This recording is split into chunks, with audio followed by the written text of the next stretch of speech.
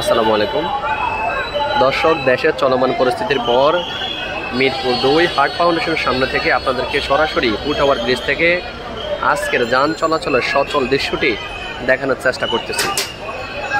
দর্শক, এই মুহূর্তে দাঁড়িয়ে আছি আমরা মিরপুর 2 হার্ট ফাউন্ডেশনের সামনে। এখানে যে গোল চত্বরটি রয়েছে, এখানে ছাত্রছাত্রীরা ট্রাফিক বিভাগের দায়িত্ব পালন করতেছে। আর আপনারা দেখতেছেন আগের মতো বিগত দিনের মতোই যান চলাচল সচল রয়েছে।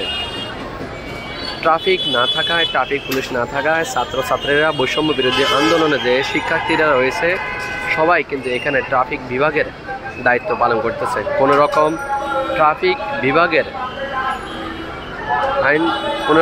বিভাগের প্রশিক্ষণ ছাড়াই তারা খুব সুন্দর ও সুশৃঙ্খলভাবে যান চলাচলের সচল করে তুলতেছেন।